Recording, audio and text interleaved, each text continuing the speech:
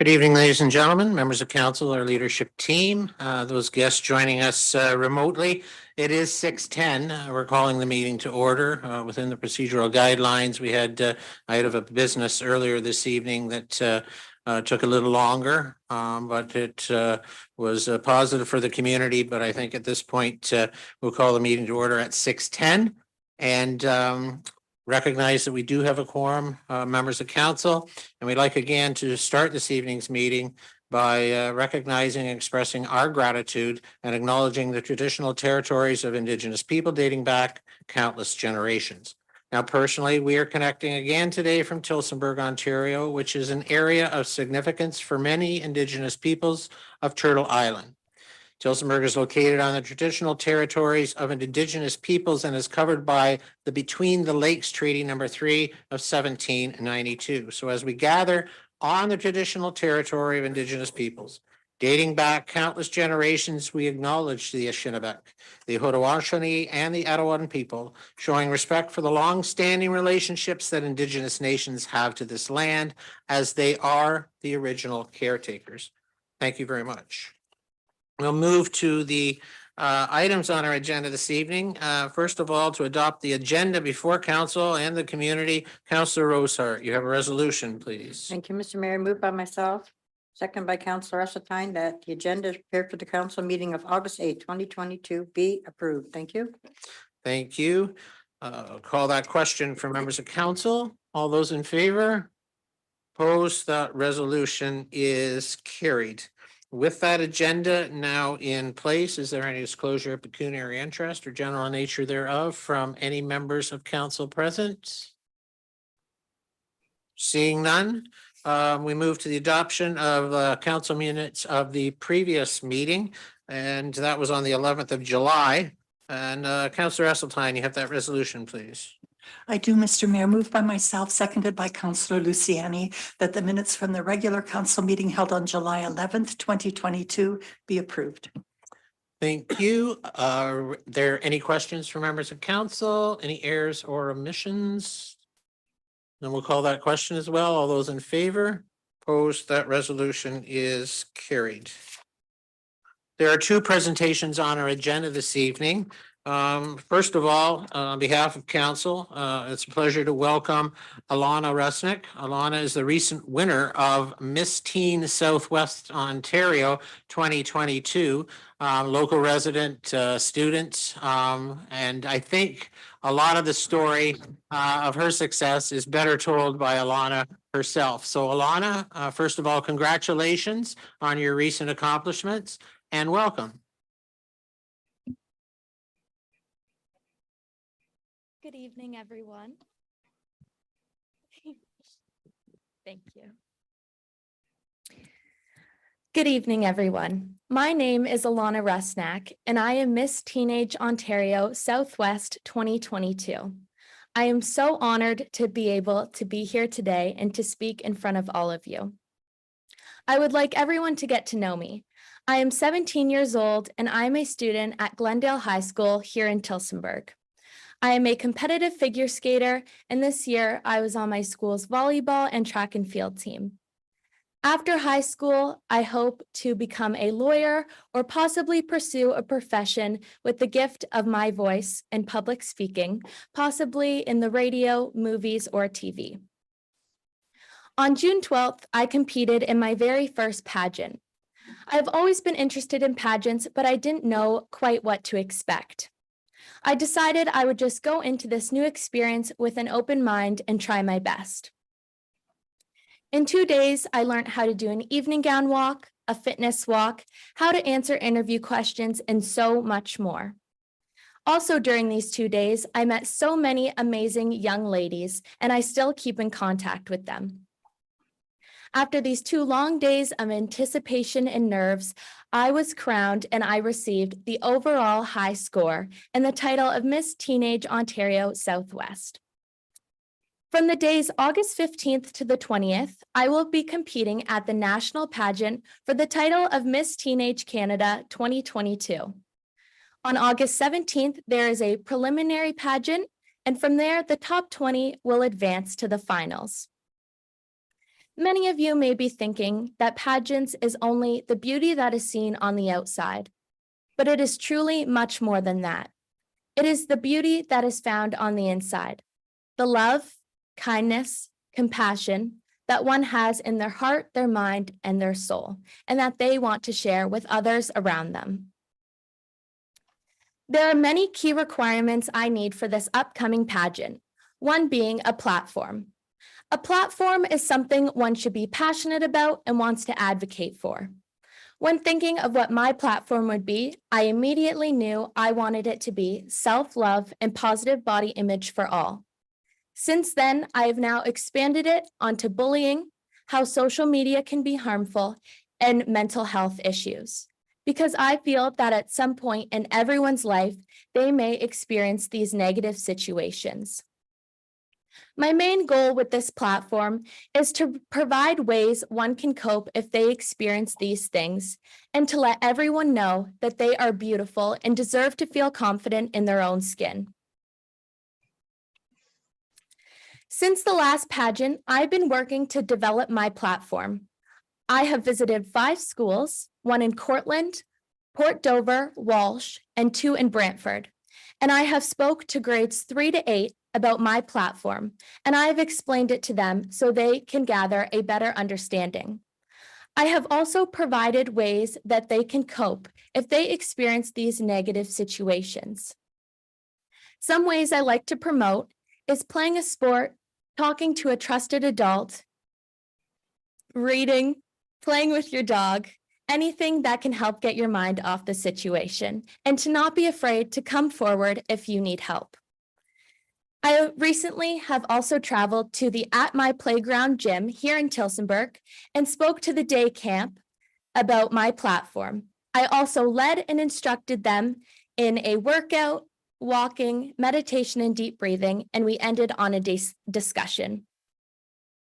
I have been making appearances within the town, making social media assignments like YouTube videos, and also had the pleasure to meet with our mayor, Mr. Molnar. If we can now show the video. Hello, everyone. My name is Alana Ruffnack, and I am Miss Teenage Ontario Southwest 2022. Welcome to my hometown of Tillsonburg, Ontario. The story of Tillsonburg unofficially began in 1825 when settlers from Massachusetts came and settled along Otter Creek. We have the mill.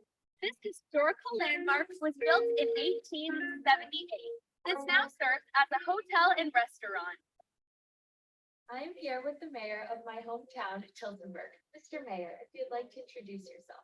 Thanks very much, Alana. My name is Stephen Molnar, proud to be the mayor of the town of Tillsonburg. And importantly today, congratulate you for all your successes in the past year. And importantly, wish you only the best as you represent your family, your community at the Miss Teenage Canada pageant. Thank you very much, Mr. Mayor, and it was a pleasure to meet you today. Good luck.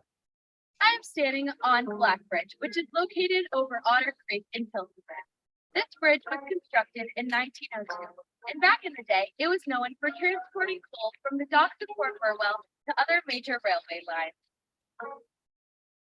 Welcome to my high school, Glendale High School. I was on my school's volleyball and track and field team, and I am also an honor roll student here.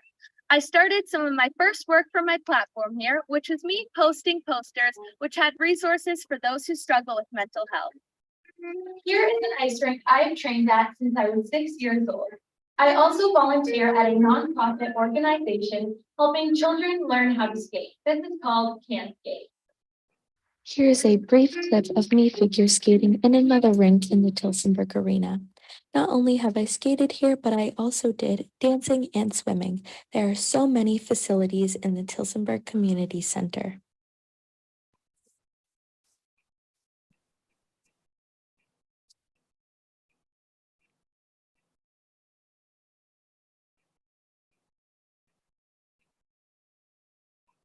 Behind me is the Tillsonburg Clock Tower. This is just another one of our iconic landmarks in Tillsonburg. This is beautiful Lake Lisgar in the heart of Tillsonburg. Here, people enjoy fishing, canoeing, and rowing. I am now at Our Lady of Fatima Catholic Elementary School. This was the school I attended from kindergarten to grade 8. I have many memories and achievements here at this school. I received the top academic and athletic award at grade 8, as well as the French award. I also won cross country 5 years in a row here and placed top 3 for track and field here. This was also one of the 5 schools that I came and spoke at about my platform from grades 3 to 8. Here is Annandale House. This was built in the 1880s and was the house of the very first mayor of Tillsonburg, Ed Tilson. This now serves as a very popular tourist attraction for Tillsonburg. Thank you for joining me on a tour of my hometown, Tillsonburg, Ontario. I hope you enjoyed it, and I hope you can stop by to enjoy all the wonderful things Tillsonburg has to offer. Bye. That was. Oh. Thank you. That was one of the requirements for this pageant as well, to create a YouTube video on my hometown. It was such a pleasure to meet Mr. Molnar that day and also showcase some of the many highlights Tillsonburg has to offer. Another very important requirement is I have to gather donations for the Make-A-Wish Foundation. I truly believe there is no better foundation than being able to provide a wish for a critically ill child. I have been making appearances within the town and also to local businesses inquiring about these donations. If anyone you know or if yourself would like to donate, please feel free to grab one of my business cards, which will be over there at the end of the meeting. My email is on the bottom, and if you would like to donate, it is very much appreciated. This has been such an amazing journey, and I cannot wait to see what the future has in store. A very special thank you to Mr. Molnar for this opportunity here today, and it was such a pleasure to speak to all of you. If my dreams do come true and I am successful winning this challenging competition, I will always call Tillsonburg my hometown, support it, promote it, and always make it proud. Thank you. First of all, Alana, are you prepared to answer some questions from council?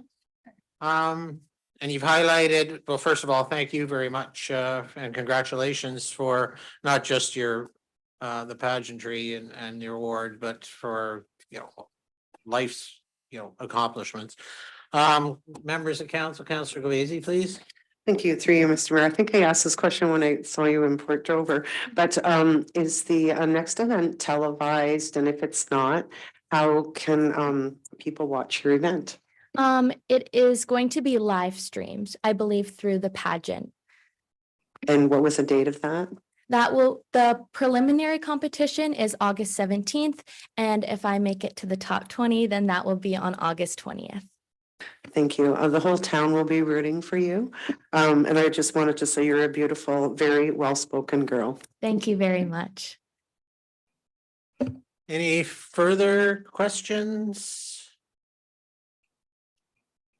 The only other thing is, as important as all the work that you've done and all the accomplishments you've had, your focus on some of your priorities, including the Make-A-Wish Foundation. I think all of council and the community can understand that so much of your heart is in the right place as well.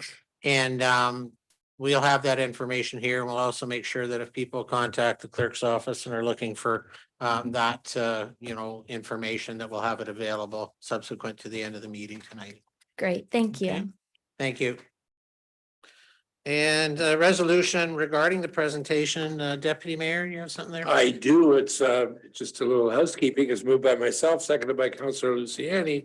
That council received the presentation by Elena Rusnak, Miss Teen, Southwestern Ontario. That's information. Thank you. Any further questions, comments from members of council? We'll call that question. All those in favor, opposed, the resolution is carried. Thanks again, Alana, and best to you and your family.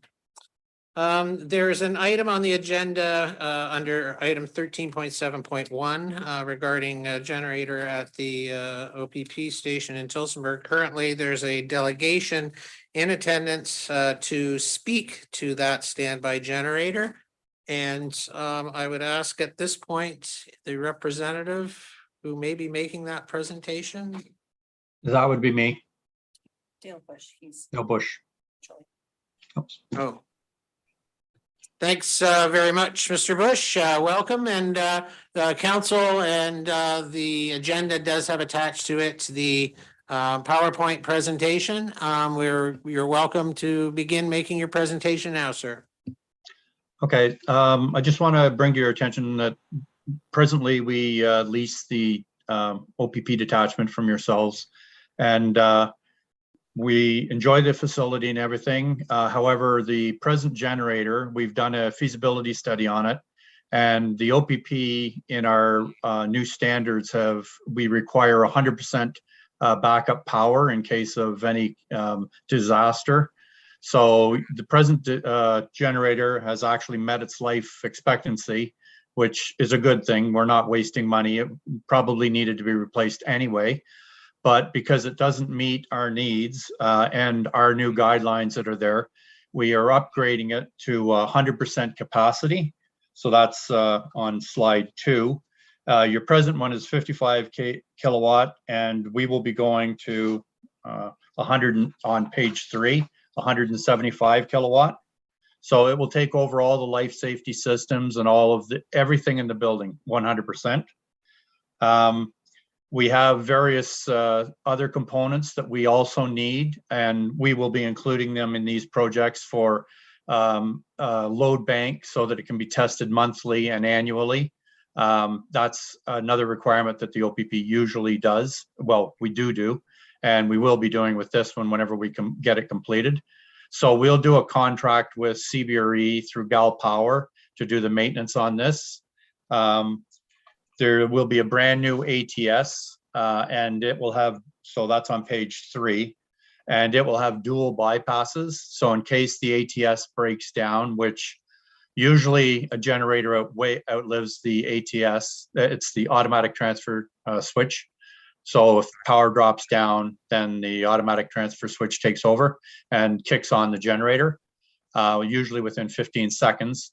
And we're having dual bypasses on that so that if the ATS goes down, we can take it offline without interrupting power to the building. Another thing is, okay, the service level change, I spoke to that already. Page 4 has a little guideline on where we anticipate to put the generator. And there's going to be a fencing around it, and it'll have concrete pads underneath it with service platforms. And we're going to be rerouting the power lines from the main transfer switch into the building and then back out.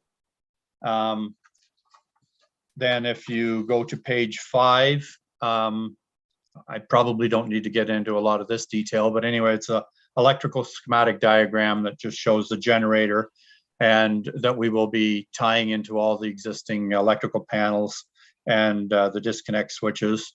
We also, one other thing that we have in there is we have an alternate connection so that if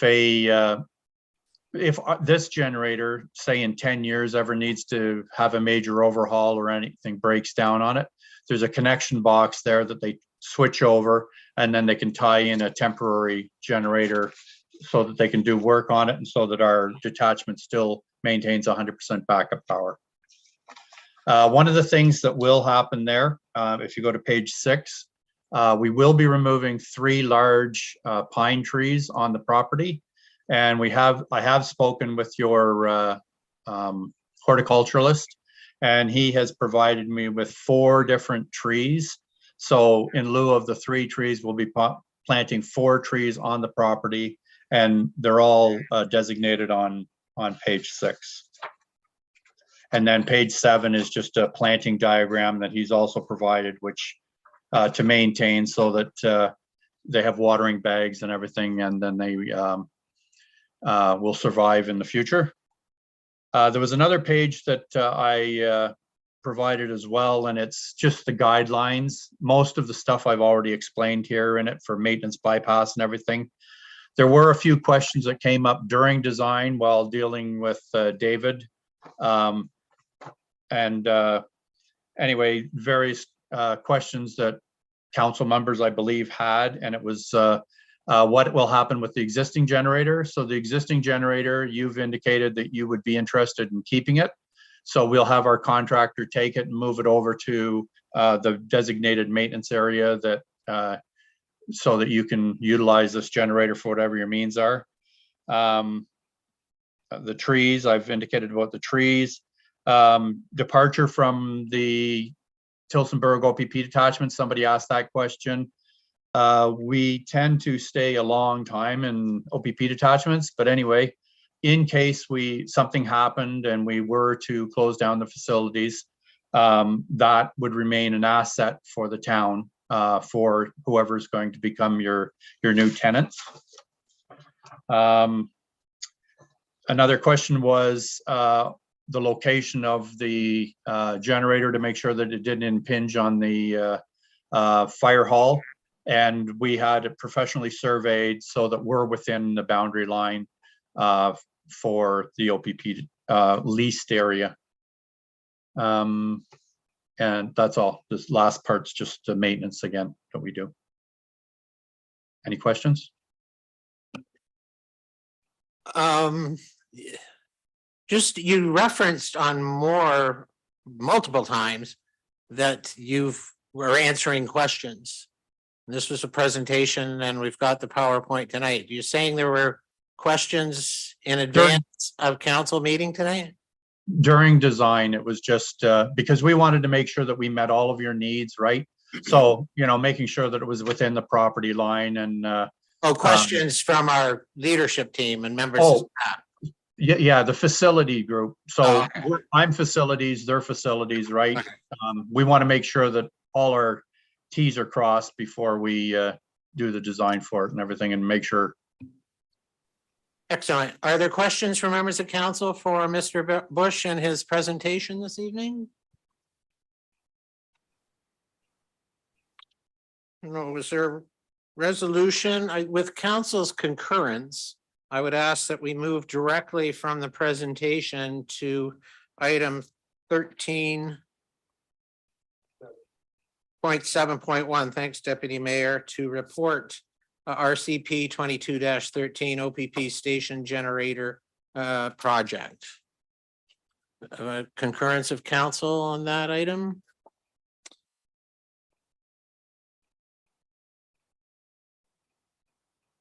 Were there any final questions for the delegation before we introduce the resolution?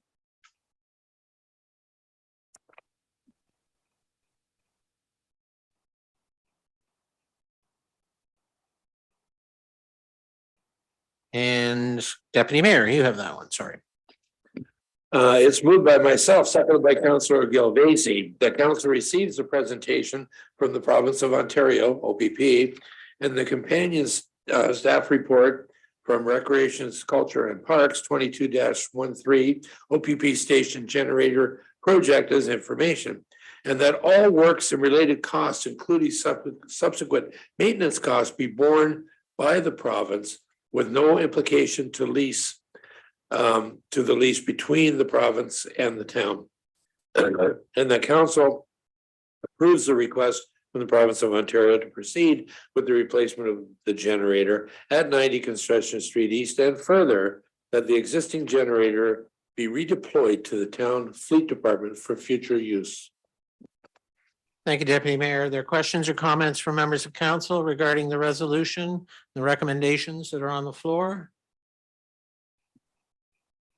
Seeing none, we'll call the question. All those in favor? Opposed? Resolution is carried.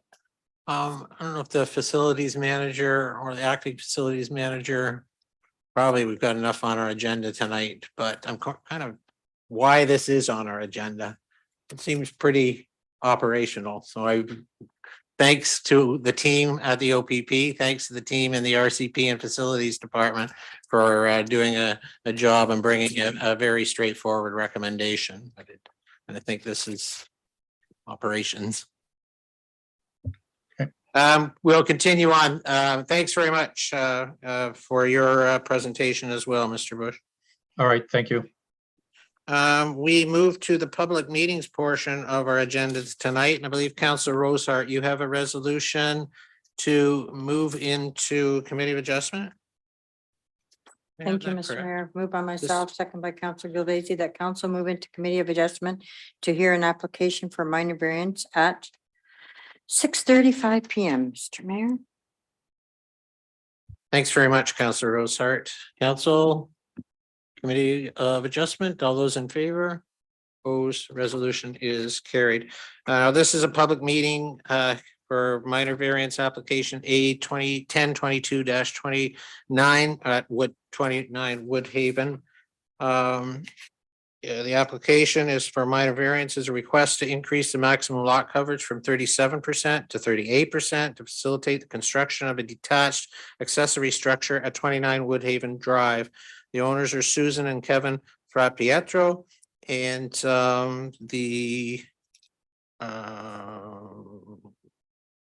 that's the information that's been provided. Mr. Gilbert's in attendance. We'd ask them to lead council in the community through deliberation on this item.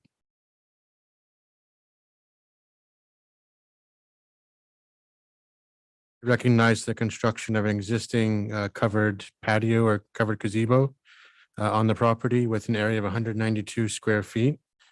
The building itself doesn't exceed the lot coverage for accessory uses, but it does exceed the overall lot coverage when you include the existing dwelling on the property. The property is zoned R1A in the town zoning bylaw, and that does permit 37% lot coverage. There was 2 letters of objections received for this application, one respecting lot grading concerns, and the other was with regard to the construction without a permit for the existing gazebo. In this case, staff have reviewed the increased lot coverage and are satisfied that it won't have a negative impact on neighboring property owners or the appropriate lot grading or drainage, as there'll still be required a final grading and lot drainage plan to be reviewed by the town engineering department as part of the building permit submission. As well, the neighborhood does have a number of pools and accessory structures, so this won't be out of character with the surrounding neighborhood. And staff are the opinion that this request is minor and recommend approval subject to the condition that a building permit be issued within 1 year. Thank you.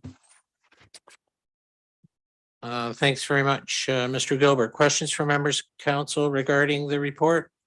Councillor Esseltine, please, and then Councillor Gubasi. Thank you, Mr. Mayor, through you to the planner. So I'm just wondering, you said that this was a construction project without a permit. Does that happen very often? I couldn't tell you how often that happens. Okay. I'm not on the building side. Okay, so would you know if there's any repercussions for constructing without a permit? I believe in this case, the minor variance fee is double and the building permit fee is also double. Okay, thank you. Councillor Gubasi, please. Thank you. Through you, Mr. Mayor. My first question was the structure already built? I think you've answered that. My second question would be, in other municipalities, when you're dealing with variances of like 1% or less, are there other ways of handling it without citizens always coming forward for variance? Like, is there any municipalities that have staff leeway, I guess, to deal with matters like this? Unfortunately, the Committee of Adjustment is a quasi judicial body, and there's no ability in the act to delegate that authority. Other applications, like a zone change application, the province did make changes that some of that stuff could be delegated to staff. But in this case, unfortunately has to come before us. We do, one thing that generally discourages people is the application fee. So in this case, it would be $2,300. So a lot of people would modify their proposal. So, you could take 1 foot off of one end if you're planning it, so you wouldn't need the variance. But in this case, it's already built, so I'm not sure that was a viable option. If I may continue through you, Mr. Mayor, to Eric. So I gotta find my right notes here. Some of the neighbors that were to receive notices said that they only received, let's see, one said they just received it on Friday. And that there wasn't ample time to respond. How many days typically should a notice be received by a neighboring resident? We mail the notices at least 10 days before the application, before the public meeting date. So in this case, I believe the notices went out, I think it was July 29th. They were mailed, like dropped off at the post office. And if I may continue through, Mr. Ryan, how long does the notice, so there's a sign that has to be posted that's visible, and how many days does the sign have to be posted for? 10 days. So the process here, how it works is, once the applicant picks up the sign and signs to say that they will erect it, that's when the staff mail out the public notice. So they have until noon of the day prior to the sign has to go up. And if they don't put it up, then the application isn't scheduled. But the Planning Act says we have 10 days. We have to give at least 10 days notice. Okay, thank you. Any further questions?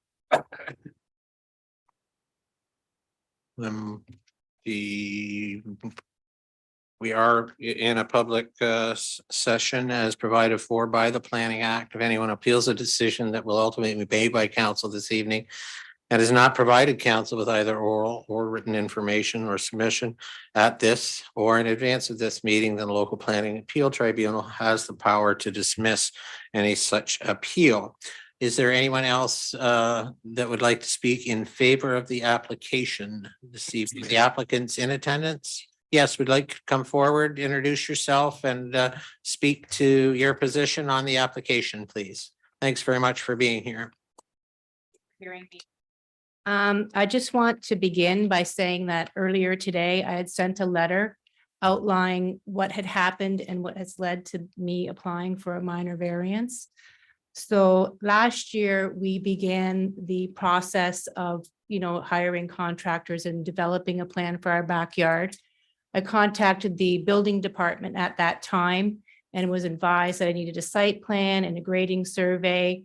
And I provided all that information to the building department. On the grading survey provided to Kim Huston was a proposed covered structure as well as the pool.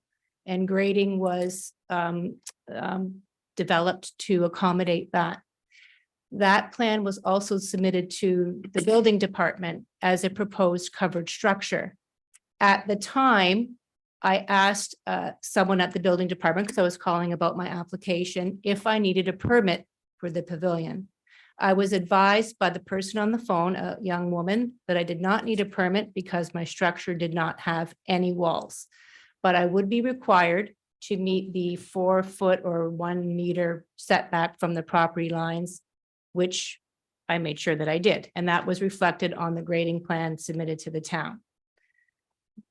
When the town came out to examine the fencing enclosure for my pool, they had asked if I had a permit for my project. And I said, yes, I did. I had a permit, it was approved by the town. I have it, it's in my front window. No, I needed a separate permit for the pavilion.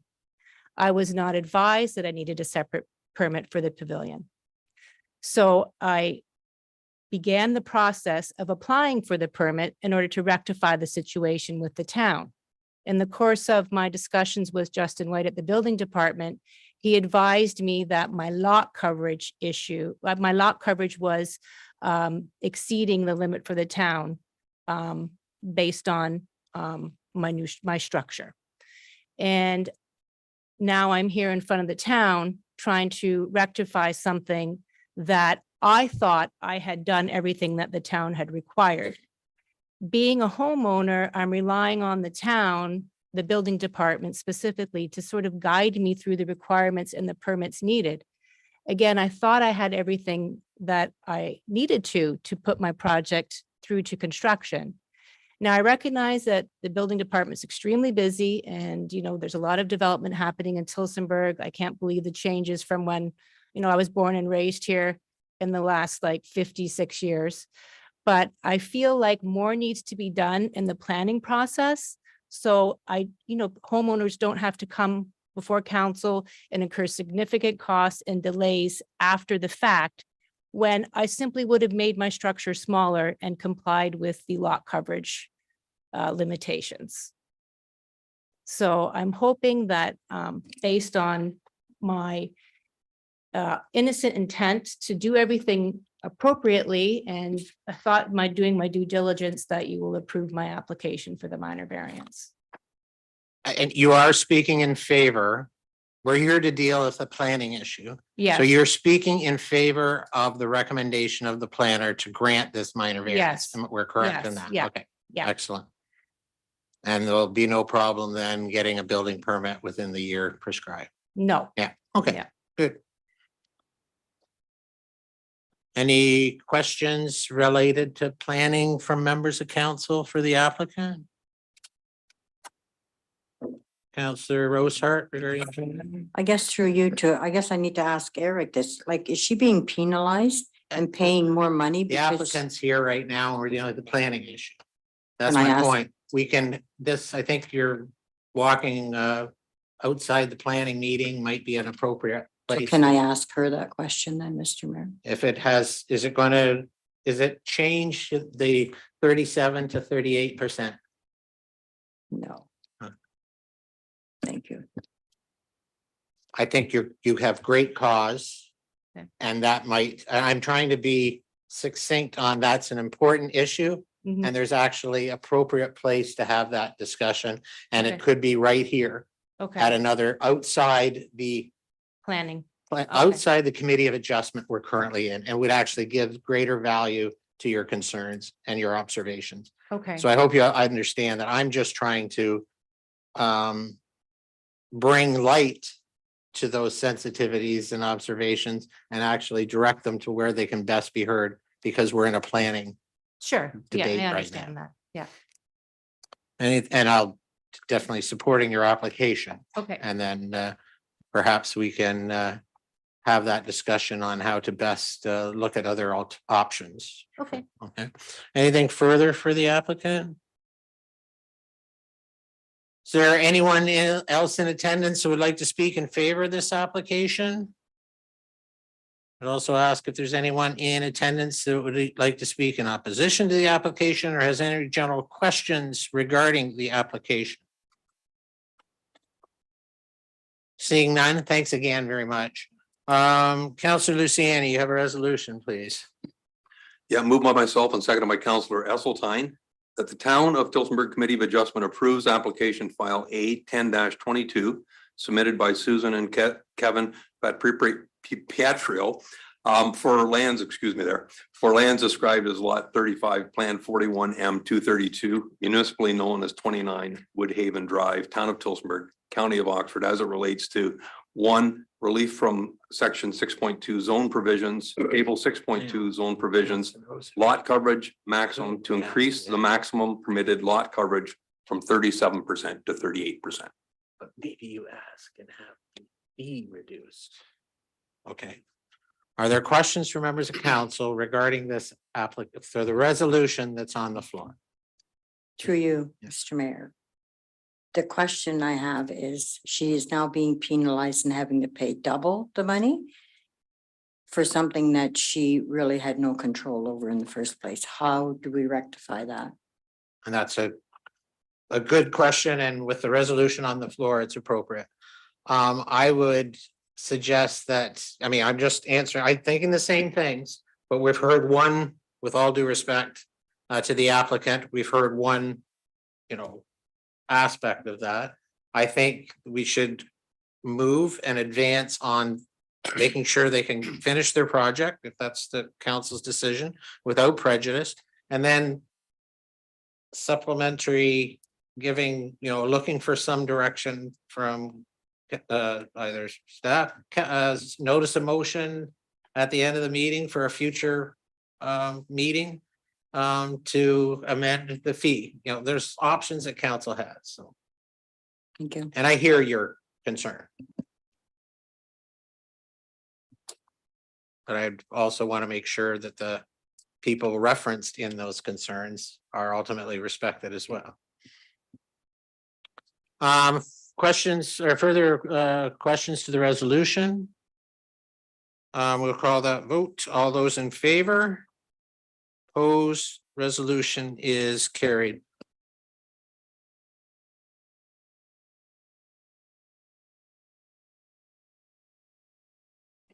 Then this will, as approved on the 8th of August, will, with the conditions, have a 20-day appeal period, at which time the decision of council is final and binding. Thanks very much for being here. We look forward to getting educated and learning some of the other things through, real eyes on how there can be continuous improvement and working together in the community. So thanks very much. The resolution to move out of committee adjustment and back into regular council at around 6:51. That's Councillor Rosehart, please. Thank you, Mr. Mayor. Moved by myself, second by Council Gilvezi, that council move out of committee of adjustment and move back into regular council session at 6:51, Mr. Mayor. Thank you, Councillor. All those in favor? Opposed, resolution is carried. Our second planning item is a zone change application. It's ZN 722-07. It's a request to rezone property from low density residential type 1 to special low density residential type 1 to facilitate the development of an accessory residential unit within a proposed detached accessory building at 19 Arbor Lane. The applicant and owner is Cindy Hollister, and the agent representing the application this evening is Evan Prose of R&D Construction. In attendance, Mr. Gilbert, you have comment, please?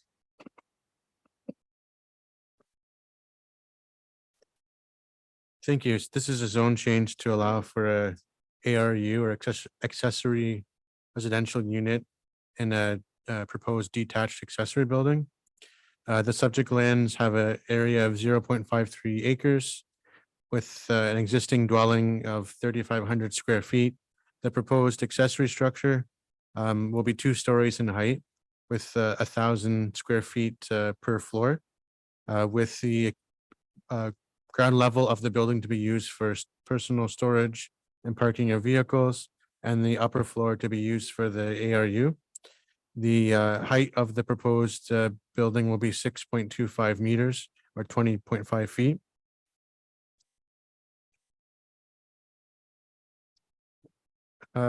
Public notice was issued on June 20th and July 22nd, and to date, staff have not received any comments or concerns from the public.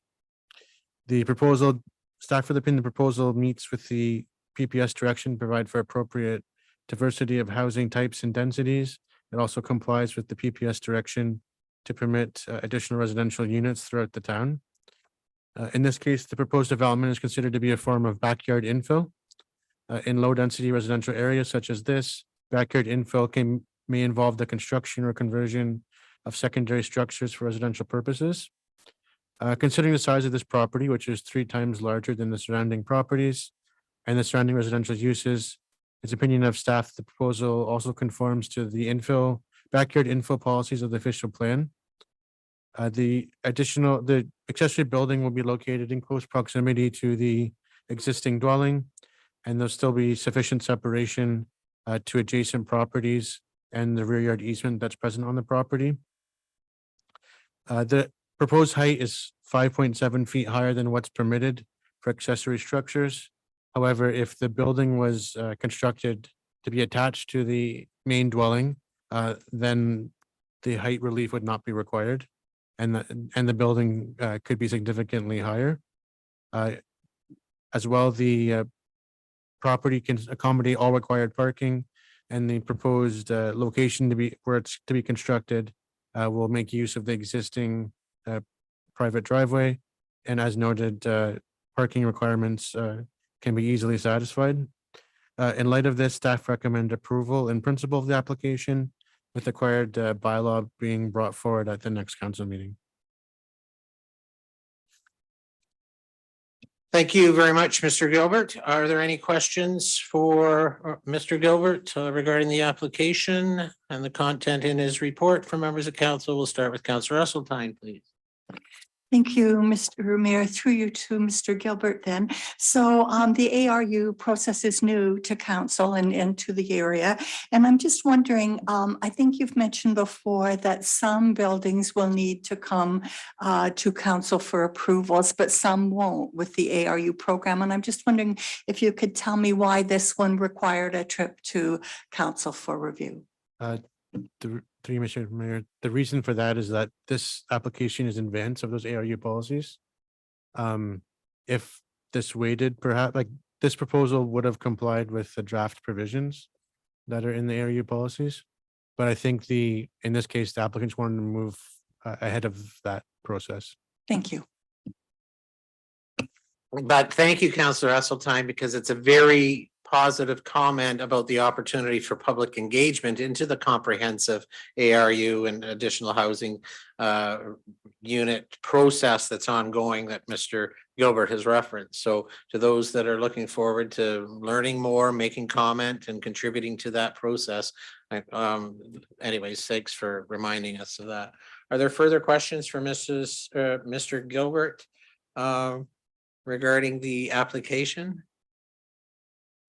Seeing none, remind the public that once again, this is a public meeting held under the Planning Act. For this case, zone change application ZN 722-07.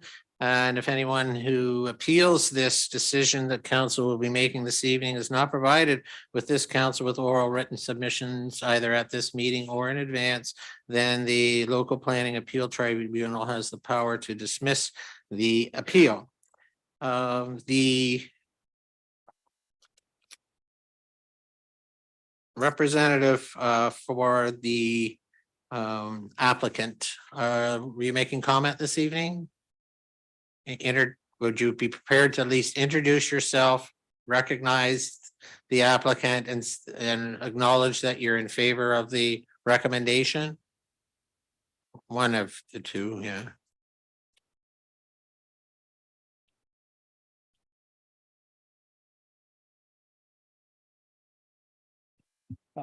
Evan Prouse here on behalf of Cindy Hollister of 19 Arbor Lane. Here for the zoning change. And accept the terms and conditions contained then? Yes. Yep, excellent. Are there any questions for contractor and the agent? No, sounds good. Thank you. Is there anyone else in attendance who'd like to speak in favor of this application, has concerns with the applications or general nature of the application? Kind of running out of people. Seeing none, we'll move to the recommendation. I believe, is it Councillor Luciani? Do you have that resolution, please? Yeah, moved by myself and second by Deputy Mayor Barris that the council of the town of Tillsonburg approves the zone change application submitted by Landmark Homes Inc., whereby the lands described as lots 90, 91, 92, registered plan 41M to -144 in the town of Tillsonburg, known municipally as 3, 5, and 7 Sycamore Drive, are to be rezoned from special low density residential type 1A zone R1A 23 to special low density residential type 2 zone R2 special to facilitate the development of semi-detached dwellings on the subject property with reduced lot frontages, lot area, front yard depth, and interior side yard widths.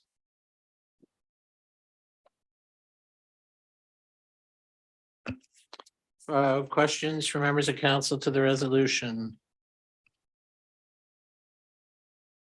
Oh. Little bit. Looking at this. Yeah, we're advanced by, but if you can help, if there's something that you'd like to speak to, we'll show that. Cindy Hollister. And it didn't sound like that was quoting the right zoning change. It's not landmark. The homes, it's CAO R&D. just mentioned Just something looking to at me. that too. Well, you've done real well. It's a lot bigger, it's a lot bigger project.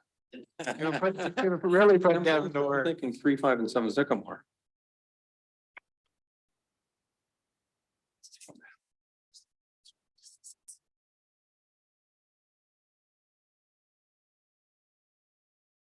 Why wouldn't this be? You're right, it's not the, so go to the recommendation as contained in the report. And that the council for the town of Tillsonburg approve the recommendation of application file. I think that's correct, isn't it?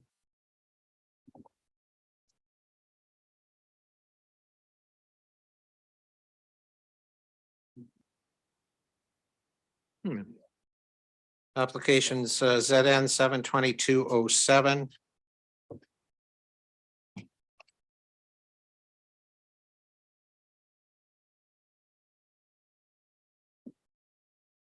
That the town of Tillsonburg approve in principle the zone change application. Okay. Go ahead. Let me try that, and see if this gets a little bit closer to where you actually live.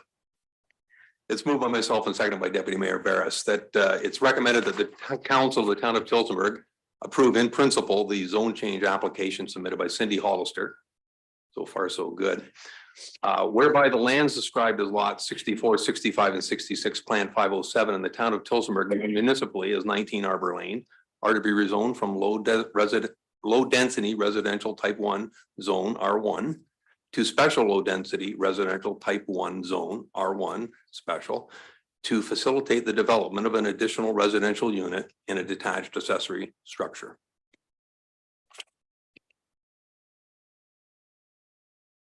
Questions from members of council?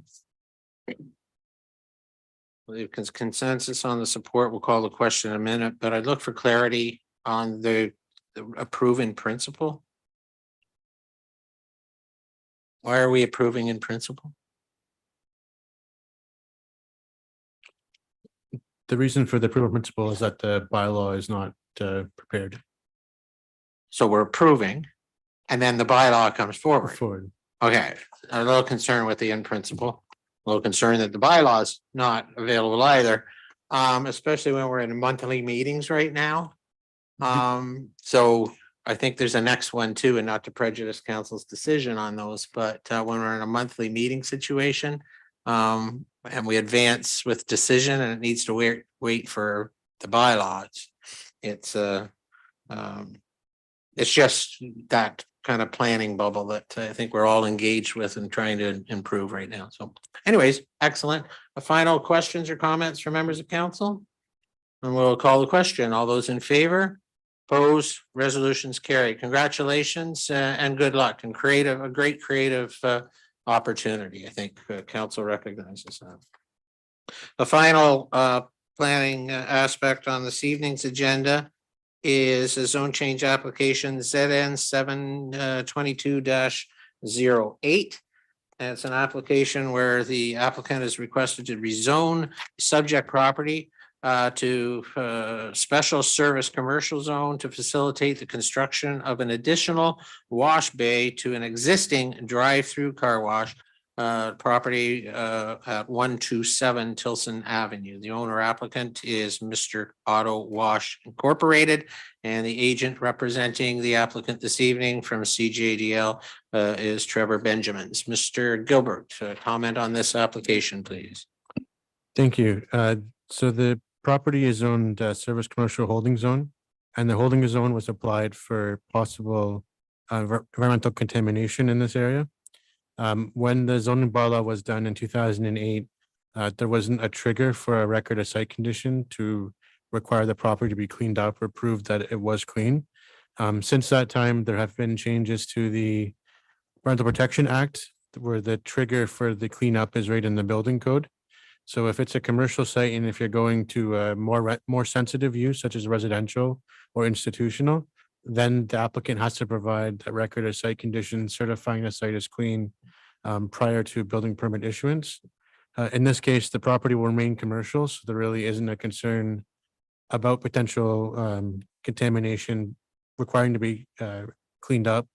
And in the future, if it ever does go to a residential or more sensitive land use, it'd be covered off at that time through the building permit submission. So staff recommend that the holding provision be lifted on this property which would allow for the additional drive-through wash bay, as well as to recognize the existing front yard depth of the building from Tilson Ave to allow for the addition. With that, again, this is approval in principle due to the bylaw not being ready for this evening, but it will be ready for the next council meeting. Thank you, Mr. Gilbert. Once again, this is a public meeting held under the Planning Act. This case zone change application ZN 722-08. As before, if anyone who appeals this decision has not provided counsel either at this meeting or in advance, either written or orally, then the Land Planning Appeal Tribunal can dismiss any said appeal. Questions for the planner from members of council, please. Councillor Rosar. Thank you, Mr. Mayor. Through to you. Eric, is this new one that's being put up, is it going to be closer to the stoplights when they enter into the Tilson Ave? The applicant will be submitting a site plan application. And I think one of the things that the town is reviewing is the location of the exits and entrances. So there may be opportunity to close off the one that's closest to the intersection. But that'll be looked at when the site plan's received for the addition. Through you, Mr. Mayor, just to follow up. So we're not really approving this, we're just approving it in principle, so it's going to come back to us. The bylaw will come back to you the first meeting of September. But there has to be, the applicants to obtain site plan approval before they can build it, which we've had a pre-consultation meeting, but they haven't submitted an actual site plan application where we would look at the driveway entrance onto the street. So will this go to other departments? This is really, really close to the lights, and there's already issues there now with traffic leaving that area because it's so busy. And now you're going to add another bay, which is going to make it busier.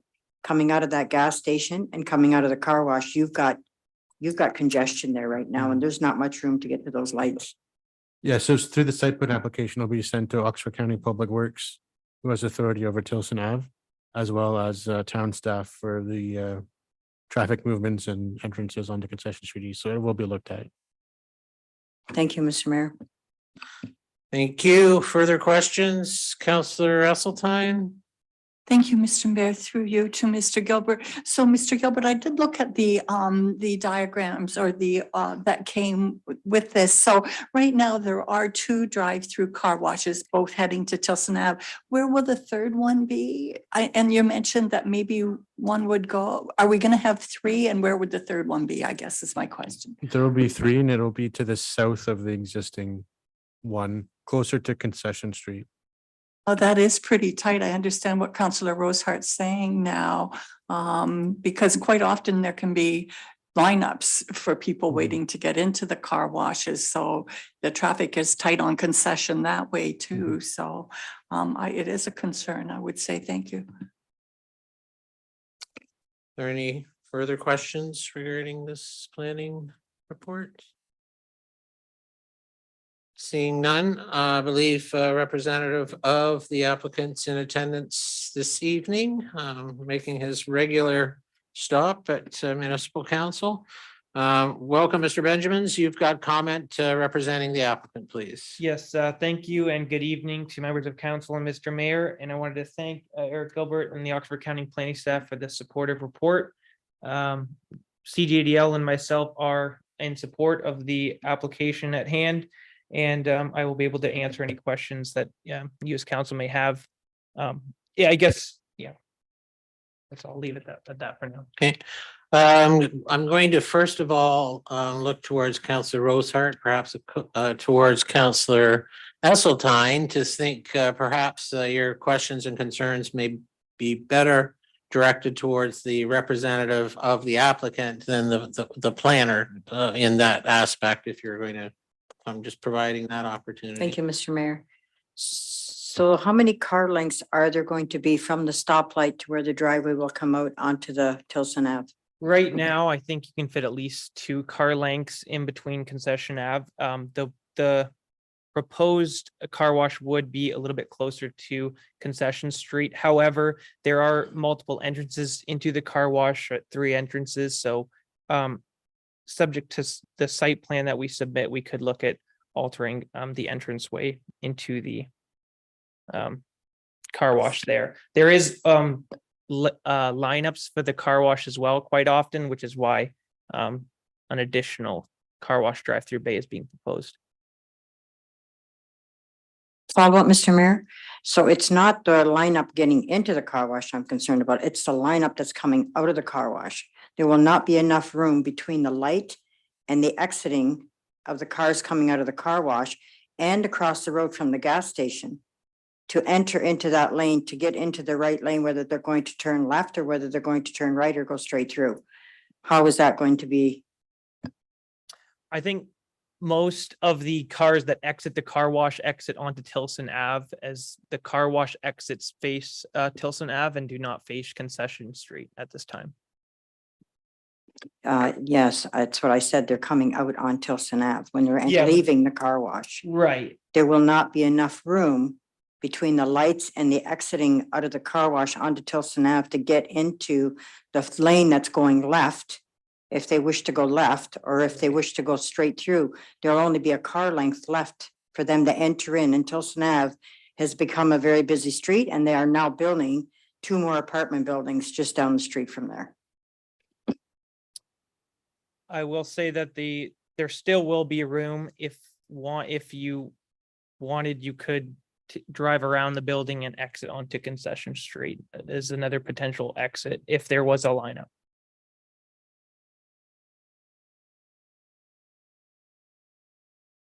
We're dealing with a zone change application, but certainly the questions of concerns about site plan are reasonable.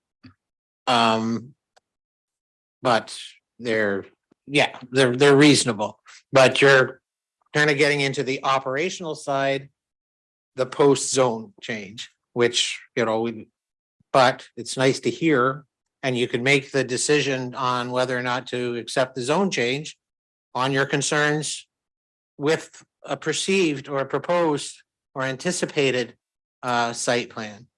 Or now we also know that we have qualified and trustworthy individuals who we've delegated the responsibility for site plan to, along with our partners at the county. So Councillor Gavesi, I think so. Thank you. Through you, Mr. Mayor, I think the concern is when you exit the car wash out onto Tilson Ave, will the exit area be widened? Or will it stay the same where, say, there's 1, 2, 3. So cars, if there's 1, 2, 3 cars coming out, are they going like this and exiting onto Tilson Ave? Or is that area going to be opened up because the third car wash will almost be directly in front of the lights? That's a concern. I just feel that I needed to clarify what the concern is because I'm not sure if you're quite understanding what the issue is. Right.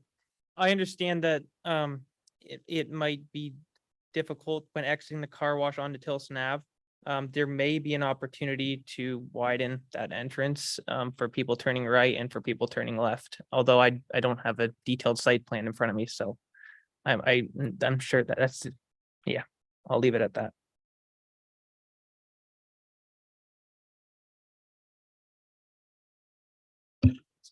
Any further questions for the representative of the applicant? Is there anyone else in attendance that would like to speak in favor of the application, against the application, or has any general questions regarding the application?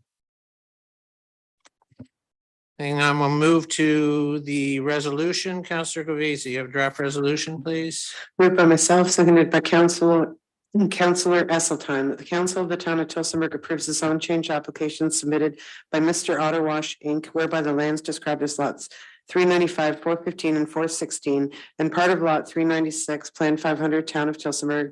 The lands are located at the northwest corner of the intersection of Concession Street East and Tilson Ave, and are municipally known as 127 Tilson Ave, Tillsonburg, are to be rezoned to amend the current service commercial holding zone, to remove the holding provision present on the property, to permit an expansion to the car wash establishment consisting of an additional drive-through car wash bay.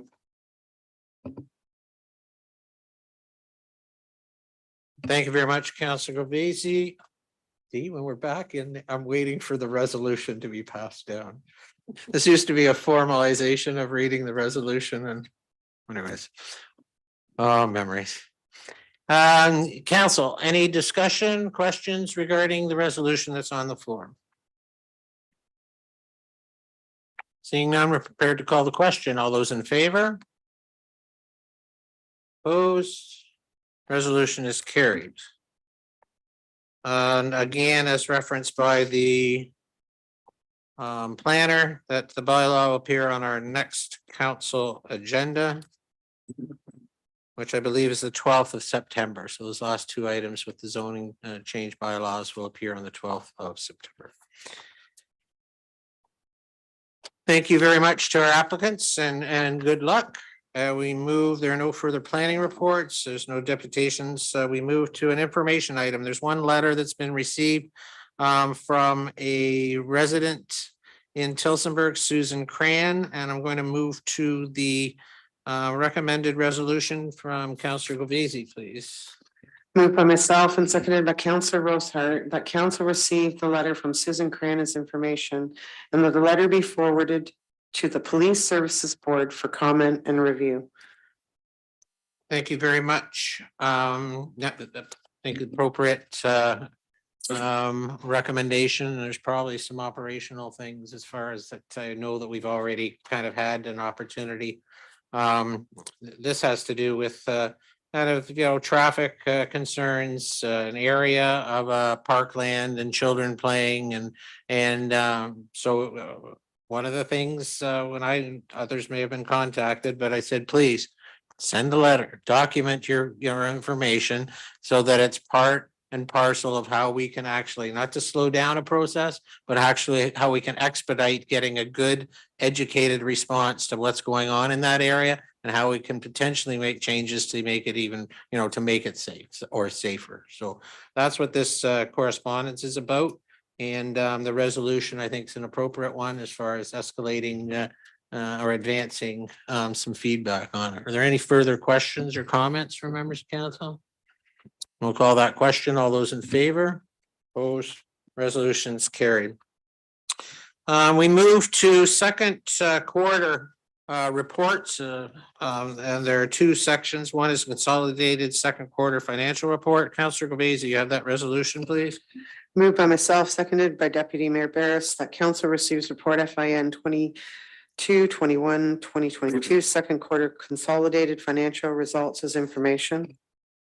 Thank you, Councillor. Are there questions regarding that? That's the consolidated financial position as per the end of June 2022, second quarter. Yeah, that's the way it's going to work this year. Councillor Govesi, please. One quick question, thank you. I noticed that labor costs were at this point quite a bit lower than budgeted for. I was just wondering if this can be attributed to a shortfall in staffing numbers. It is page 41.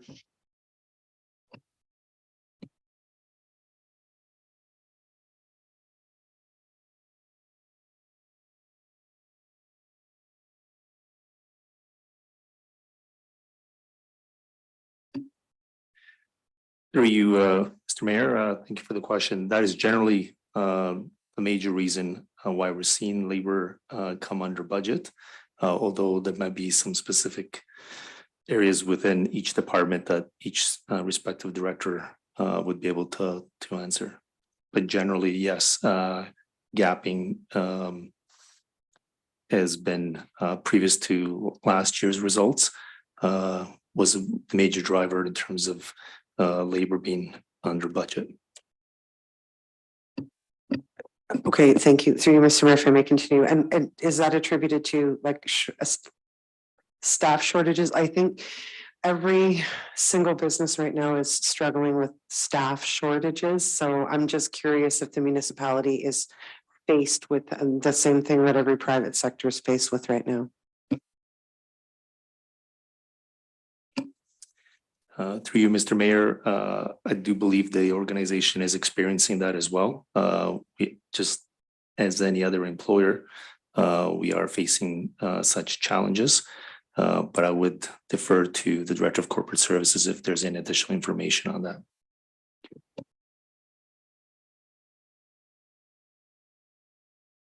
Any further follow-up? Yes, Mr. Mayor, thank you. Maybe just in the future, I would just be curious to know how short-staffed the municipality is. Like with our total FTEs and PTEs, we basically, how many people we'd be short? Because it's a struggle for everyone right now.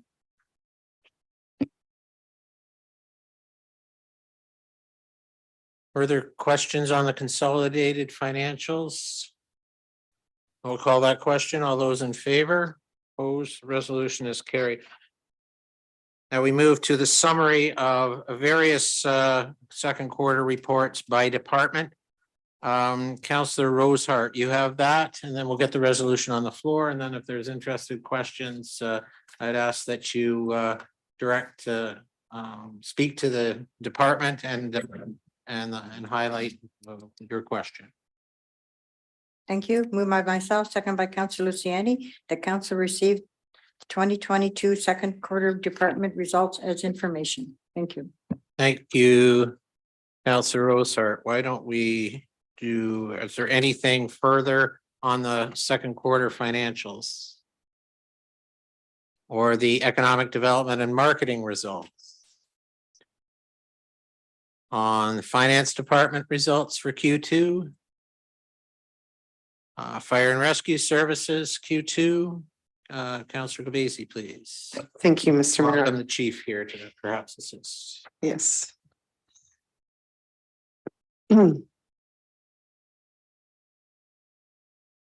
It's really not even fire related. Through you, Mr. Mayor, to Chief Cascanet. I did notice though that in the 911 center that they received 60 calls after hours about garbage pickup. So Richard's laughing over there. So I'm not sure if this probably not for the chief, it's in his stats, but I'm curious to know if there's number one, a lot of residents still don't understand that the county is in charge of garbage pickup and that it is not the municipality.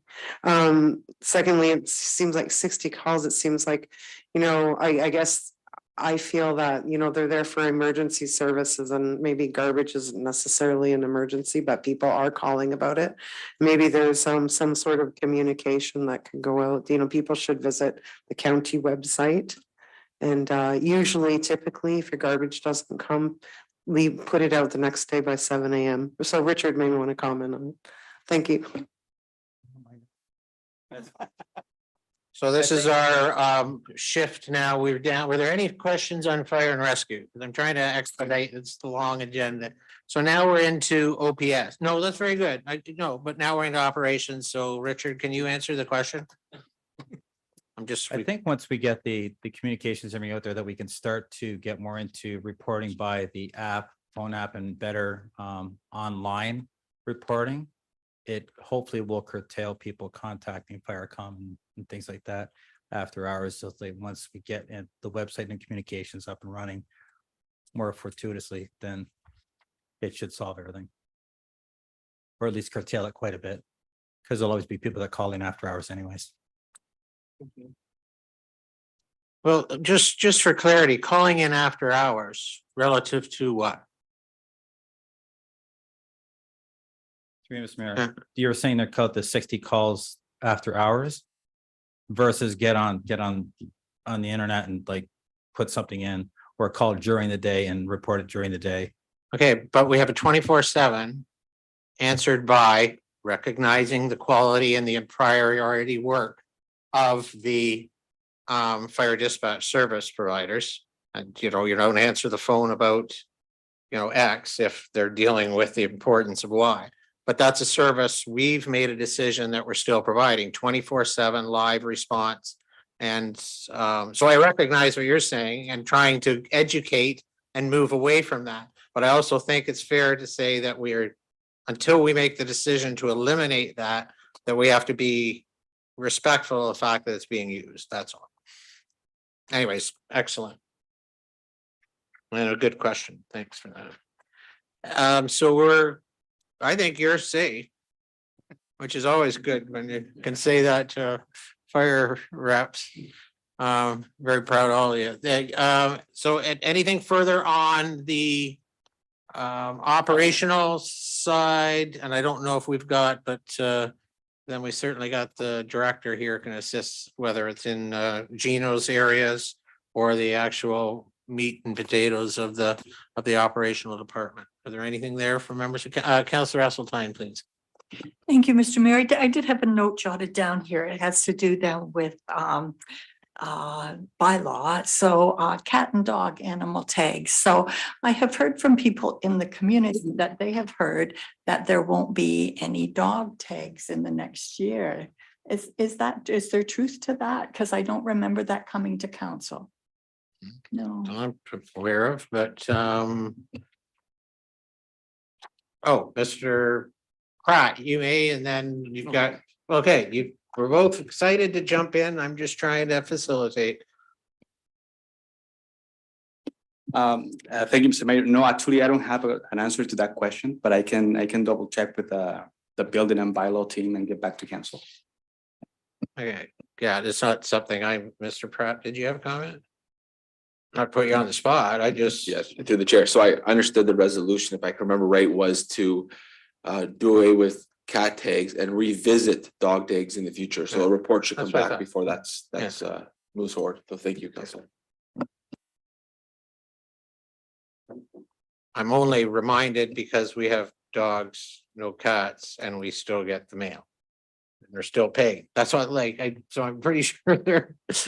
Anyways, good point. That's why we ask these things. That's a good point. Yeah. There's a difference between no dog tags and no charge for dog tags as well. Sure. Anyways, any further questions on any of the items contained in the comprehensive and individual second quarter reports? Seeing none, that's the resolution that Councillor Rosehart introduced, seconded by Councillor Luciani. We'll call the question. All those in favor? Opposed, the resolution is carried. We move now to departmental staff reports. There's a resolution regarding the community strategic plan update. Councillor Luciani, you have that, and then we'll perhaps ask the CAO for a high level overview because the presentation or the material is included in the report. Yeah, moved by myself and seconded by Councillor Esseltine that report CAO 22-05 Community Strategic Plan Goals Update be received by council as information.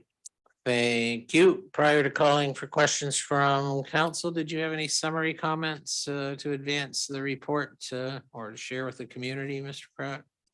Thank you, Mr. Mayor. So council recall the last update they received on the community strategic plan was in November 23rd, 2021. And that was setting out the goals for 2022. Subsequently to that, the draft budget was presented to council. And on January 27th, 2022, council passed the 2022 budget. So with that, staff has worked hard through council's leadership to carry out the 2022 goals. So this report is to update you on the year-end goals of 2021 and the year to date, so June 30th of 2022. And in there's some discussion items. You'll see that 78% is in progress, 2% has been completed, and 20% are not started yet, which makes sense because they're later goals. A special thank you to Laura Pickerskill for drafting this and putting all the information together. We have a new platform called Monday.com that we've been using to track our metrics, and it's working well. So thanks to the leadership team and all of management, and thank you, council. Resolutions on the floor. Thank you, and thank you and your team. But this even the report is a staff report, but the amount of accomplishments already in the community strategic plan are a result of a community working together and utilizing the resources of council and senior leadership and the entire team. But it really starts with the people in the community. Because this is their plan and they in large part wrote it. So, but I think the matrix, and this is one of the first times we've actually started to do the tracking and do the, highlighting and also recognizing there's areas that we need to escalate. So are there questions from members of council for the CAO? Seeing none, then we'll call the question. All those in favor? Opposed, that resolution is carried.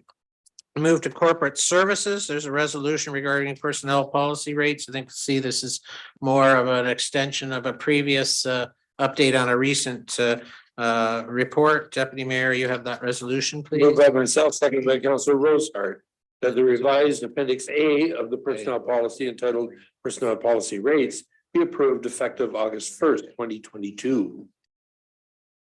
Thank you, Deputy Mayor. Questions from members of council?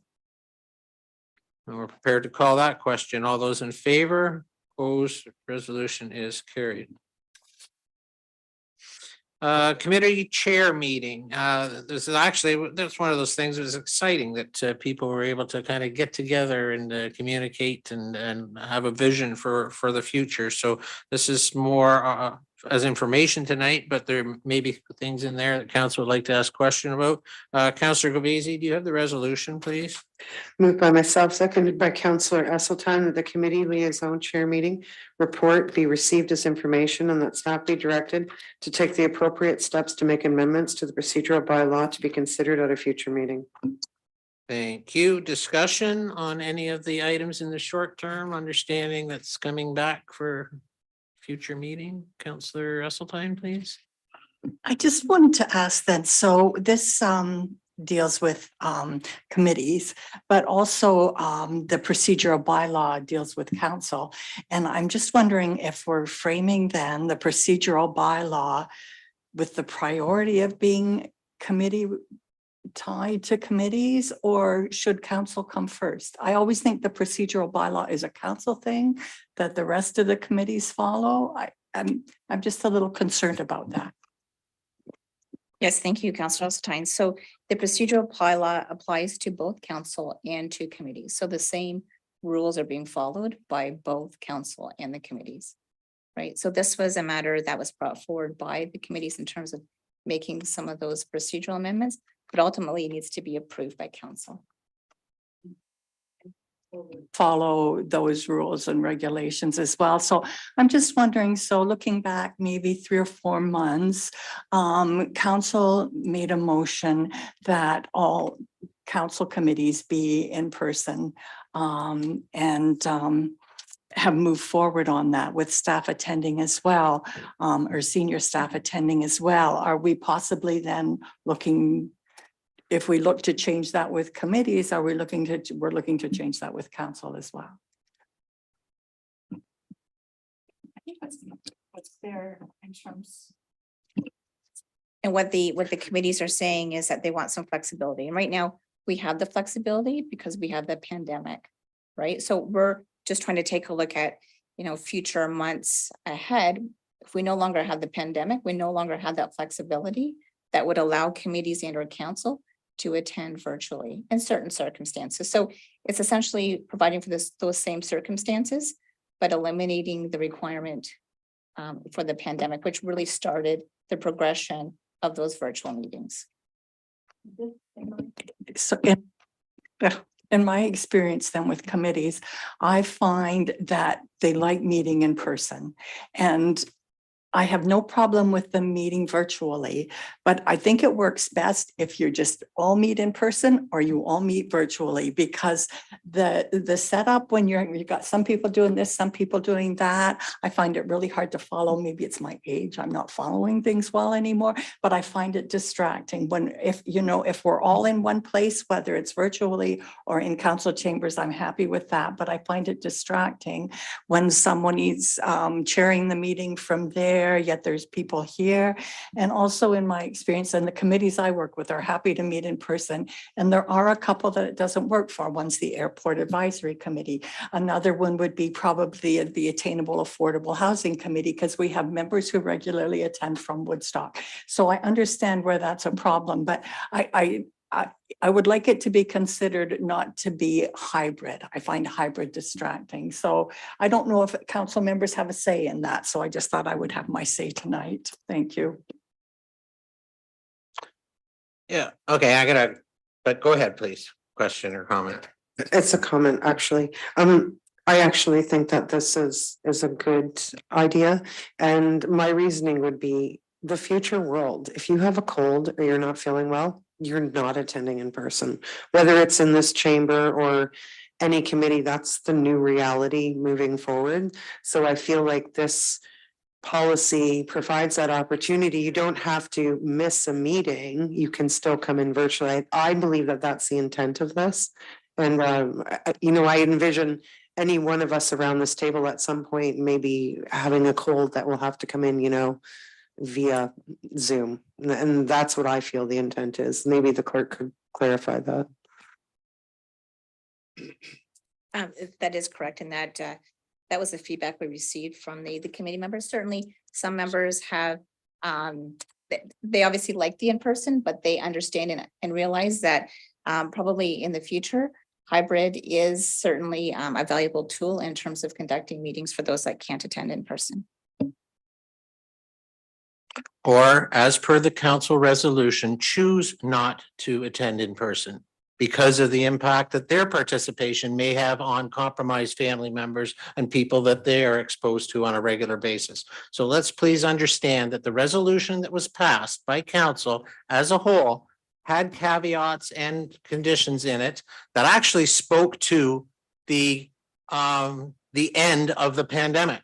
That was the prefacing text in the wherefores, and there is no end of this current pandemic currently. So even all the things that we've advanced on how to do business well and how to engage with our committees and council, we're still not there in the health and science aspect of that. So I think, agreeing with you and Councillor Gavezi and others is that this really provides opportunity. And it's not just about, it's also about potential down the road, people to access meetings when they're not physically, right there. And if you are a quality member of an advisory committee or somewhere, I mean, the THI board's been able to move because they have their own set of, operating mandates. Some people could be in Florida, or I'm just picking a location, but they can still for 3 to 4 hours provide value to that particular, meeting. So it's all, I think this is really good, and it's a work in progress, and I hope we're able to have that conversation, or others who have that conversation, to kind of fine tune it when it comes back. So I think you're good. Anything further? We'll call the question. All those in favor? Opposed? Resolution's carried. Next items are under the Finance Department. This is the Q2 COVID impact report. Councillor Luciani, you have that received as information? Yeah, moved by myself and seconded by Deputy Mayor Barris that the report FIN 22-22 2022 Q2 COVID-19 impact report be received as information. Any questions from members of council? Call the question. All those in favor? Opposed? Resolution is carried. Nothing under fire and Oh, questions? Sorry. Are you voting in favor? No, I'm not. Go ahead. Through the chair. Just feedback to council. Appreciate that report on the COVID impacts. Was it useful? I know council asked for it on a timely basis, and they want it, I think, until COVID keeps going on. As we learned here, COVID is not gonna stop anytime soon, or the pandemic. I know that the feedback I got from our treasurer was, as much as he loved doing it, it did take a lot of time. So I just want council to weigh in on value for dollar, if it's still worth us doing for you guys or not. Please and thank you. Well, Councillor Gavezi, go ahead. I've got my own thoughts, but Okay, yeah, so I think it was born from an amount of money that sits in this year's budget. So quite frankly, I would personally like to just see it continue for the rest of this year and then can be reassessed at budget time. Because I think it is attached to $750,000, I believe, and that's the reason for it. I would tend to, thank you for, it was going, I spent more time on your question than I did on the report. I'm gonna be fair about that. But I also think in the end, the value of the information maybe a little bit different now than it is at the end of Q3. Based on some things we saw in the consolidated and the operational things in Q2. And I would concur that at least till the end of the year, the county is still doing this. As a matter of fact, counties is a lot more comprehensive into their, the way it's broken down. So I respect the fact that it's time management. I still think there's value to the numbers, and I would concur that until, at least that point that it's maintained, but others may have differing comments. Seeing none, we did carry, I think we've heard that, but that can be amended at any time, certainly. And thanks, Mr. Pratt, for that reminder. Importance under 13.6.1, the school crossing guard program. Councillor Govesi, you have that resolution, please. Moved by myself, seconded by Councillor Esseltine, that policy 2-012 school crossing guard program to regulate crossing guard placement and warrants in the town of Tillsonburg be brought forward for council consideration, and that council approves to eliminate the school crossing guard at Quarter Town Line North Street West based on low average numbers and recent implementation of the four-way stop, and that council approves to eliminate the school crossing guard at Maple Lane based on low average numbers and the closure of Maple Lane Public School, and that council approves the implementation of a new school crossing guard at Francis Street based on high counts risk exposure of through street mid-block crossing and activity. Thank you, Councillor. Discussion from members of council? Very comprehensive. Councillor Rosehart, please. Thank you, Mr. Mayor. Through you to you. I don't know who would I direct this to. Carlos? I'm the one on Francis Street. Where would that be? Where would the crossing guard be? It just says Francis Street. Yeah, thank you through you, Mr. Mayor. In the report, there is a map. So the crossing will be right in front of the school. Just to go from the school to the existing parking lot that is across the street. But again, there is a map that especially is showing the location of that crossing.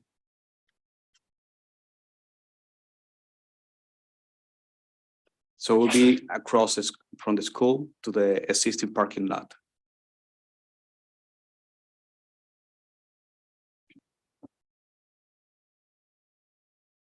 Yeah.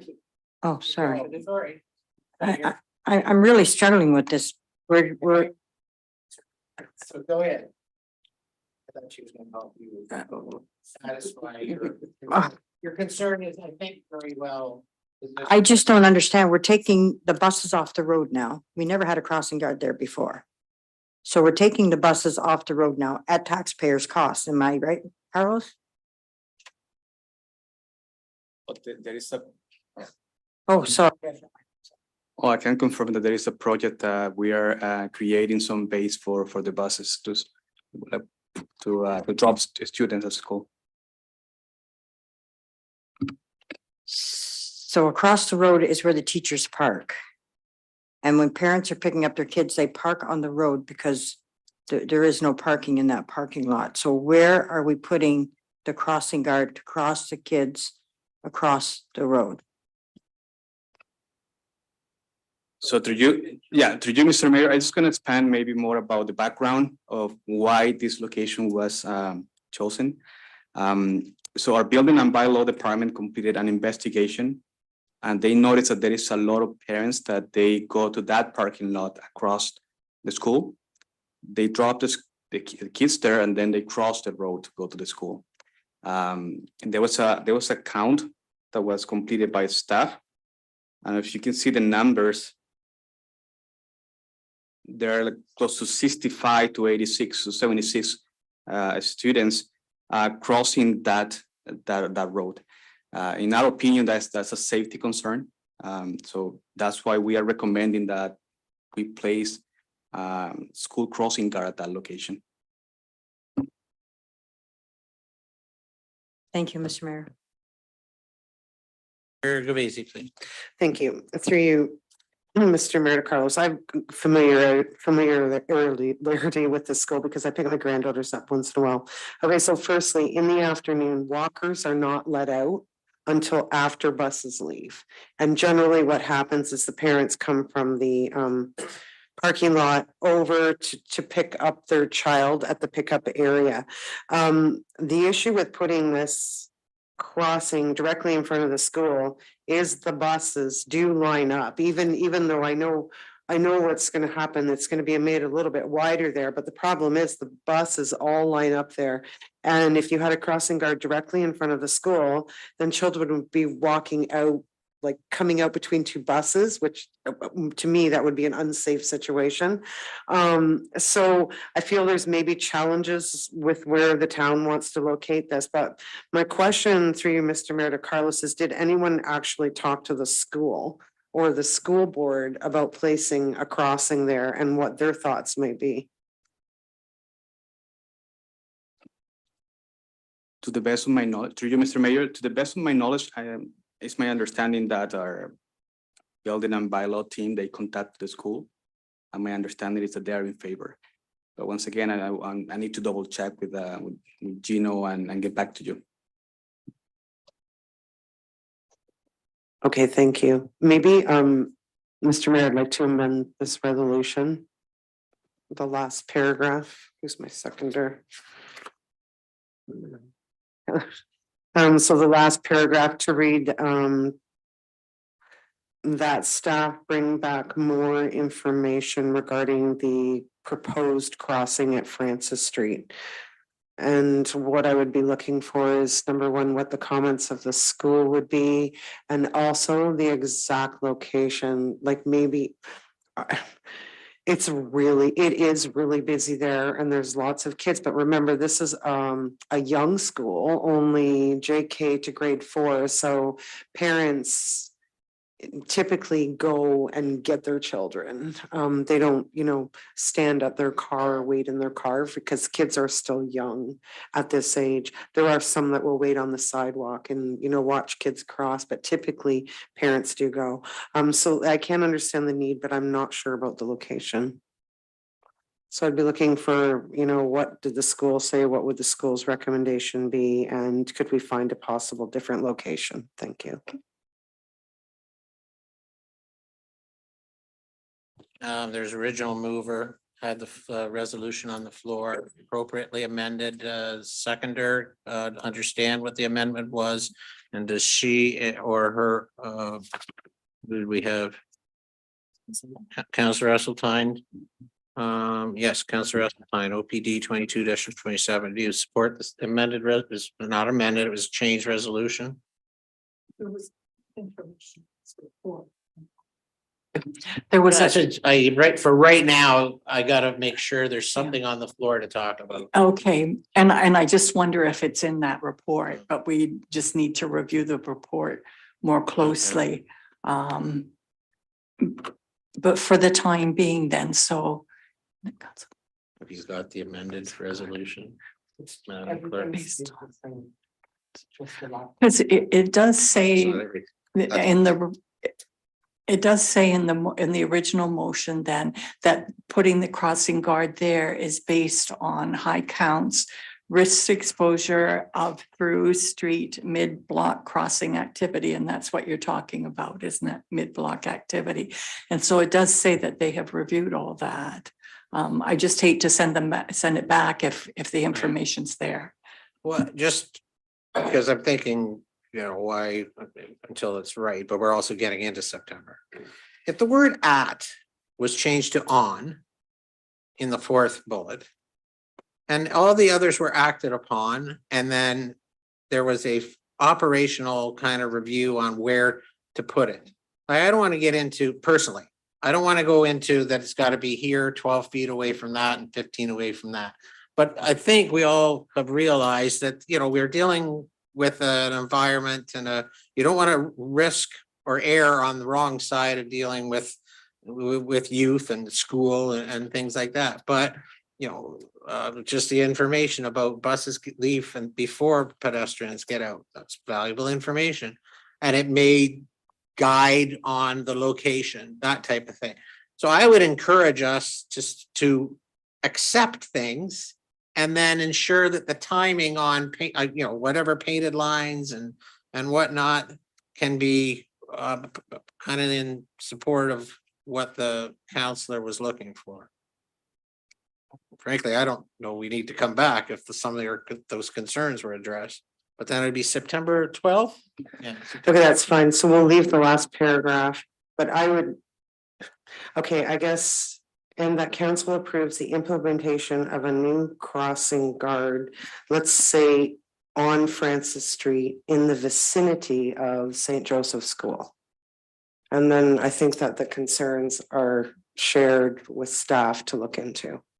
You understand that prior to, without writing all of that, there's been enough conversation, we're not cutting off conversation, that there would be something for the 12th that could be implemented.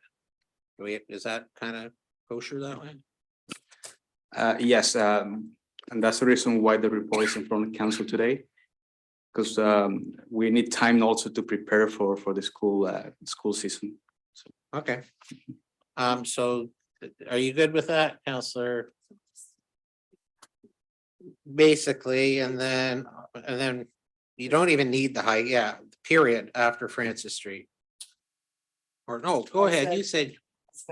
Sorry, I said the school crossing on Francis Street in the vicinity of St. Joseph's School, Yeah, because okay. that's really where, Okay, what the concern is. but without all the verbiage on why, in the vicinity of, very good. Are you good with that?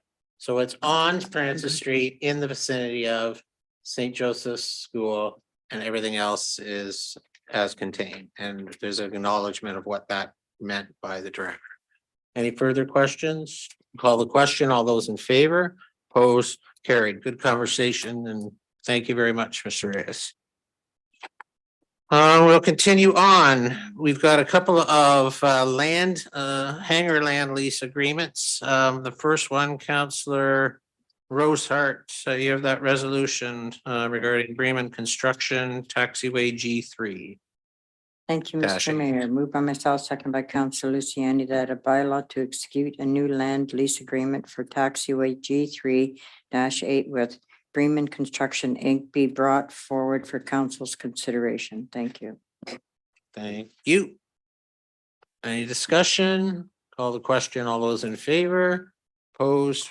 Carried. And similarly, hangar land lease agreement on G3-9. Deputy Mayor, you have that resolution. Moved by myself, seconded by Councillor Rosehart, that a bylaw to execute a new land lease agreement for taxiway G3-9 with Bremen Construction be brought forward for council's consideration.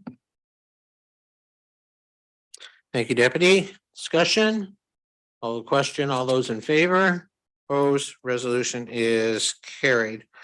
And we have a report on the supply and delivery of a four-wheel drive articulating loader. Councillor Gobasi, please. Moved by myself, seconded by Councillor Esseltine, that council awards RFP 2022-011 supply and delivery of a four-wheel drive articulating loader to Brandt Tractor Limited of London, Ontario, at a cost of $342,422.40, net HST included, and that council authorizes funding the over budget amount of $92,422.40 from the Fleet and Equipment Reserve. Thank you, Councillor. Discussion, Councillor Gobasi, then the Deputy Mayor, please. Thank you. Through you, Mr. Mayor, to Carlos.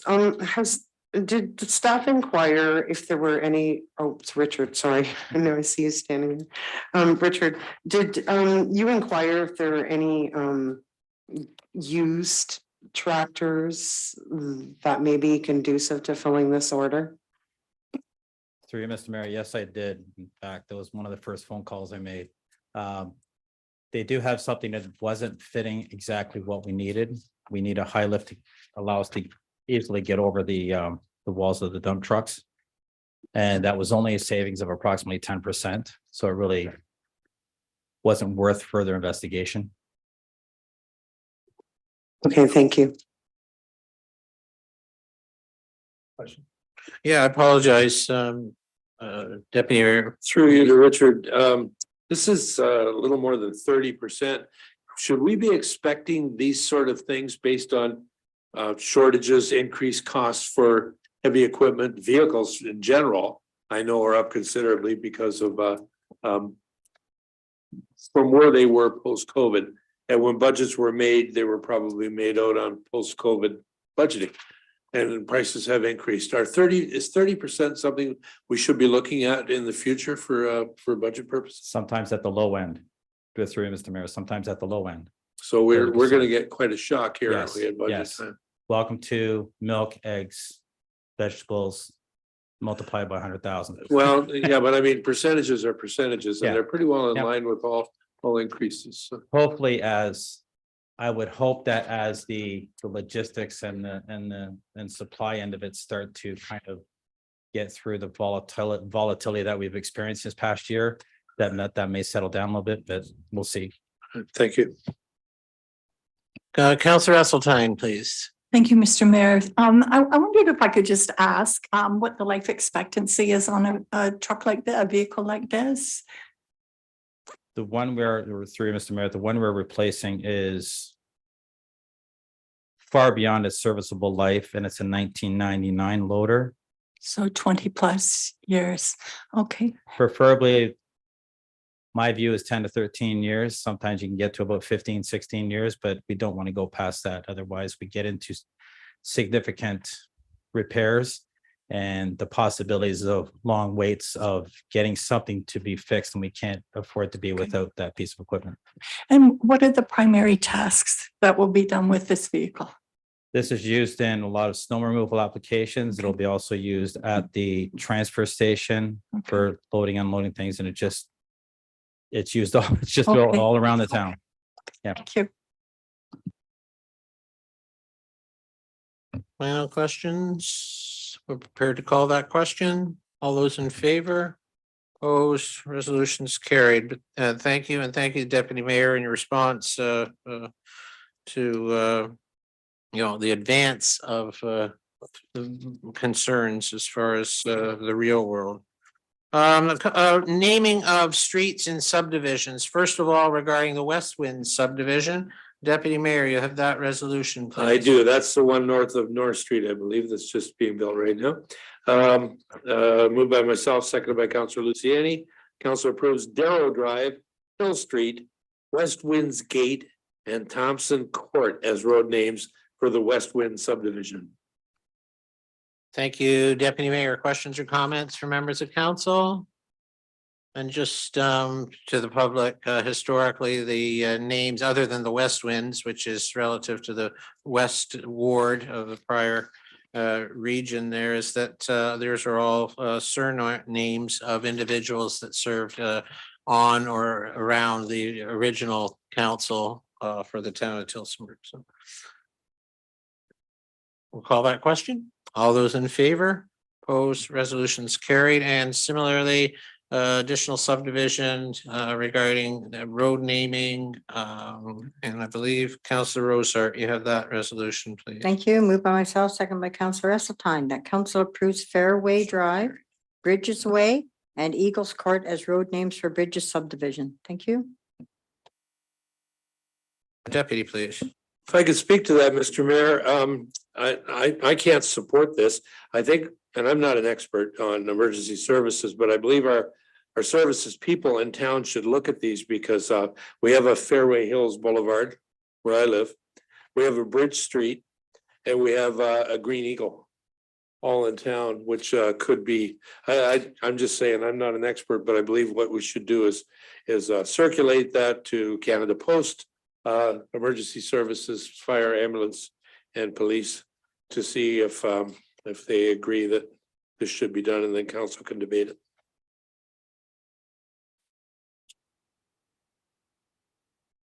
So how should we do that? By motion or just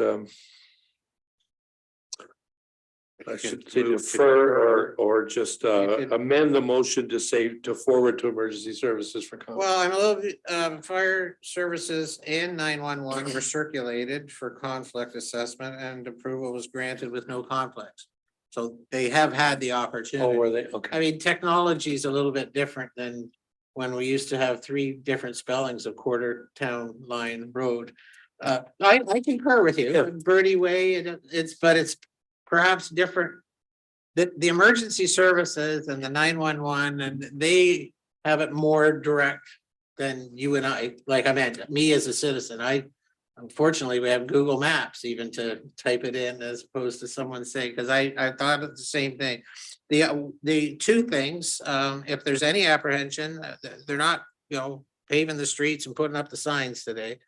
So with all due respect, just a simple deferral, looking for an additional substantive information that's easy done. So they're not even recommending changing the names. You're looking for some additional reinforcement that they're fine. That's what you were talking about. No, I'm That's looking what at you're talking changing the about. names. So- Right? What's that? I'm looking at changing the Well, names. you were talking about having those qualified to make comment, Right. ensure that they made comment.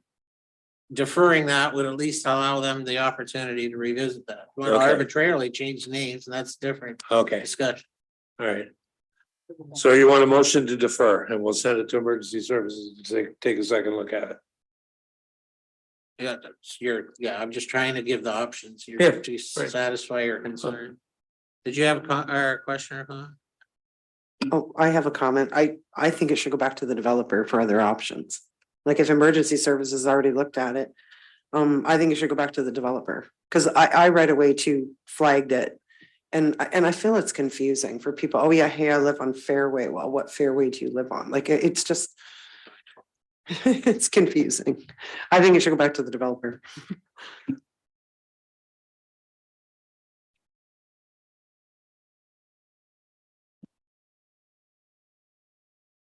I'm not putting the No, weight on you. No, I'm Like the options are defer and direct back to the developer for additional options. we could do that. Yeah. That might be, because then it means this is still here. If it came back, this is what you're going to see. And then unless there are some additional things, you can defeat the names. These are the options you have. Right. You can table, which means we don't even have a chance to bring it back and you don't give direction, and that's not debatable. And there's been some discussion about, I think a deferral is reasonable with the condition that one of those things is to contact the, what other names can you come up with or whatever. I'm just trying to provide So a the, two-part resolution, a motion to defer and return to the developer for comment. Additional options. Or for additional options, yeah. and any of those options. Yeah, okay. So that's simple and direct. I'm not, Will you second that, Councillor Roser? Or you move it? I'm sorry, yeah, just amend it. You got the. Sorry. So yeah, we're just going to put that council defer back to the developer for more options. Is that okay, Penny? Okay. We got, I think it's the same, except we're doing it as a motion, not as a deferral. Okay. Any other clarification required on the resolution? Then we're call that question. All those in favor? Oh, I need everyone's attention, especially when you moved it. All those in favor? No, okay. Opposed and carried. No, I didn't have enough there without you. And it was your motion. Okay, excellent.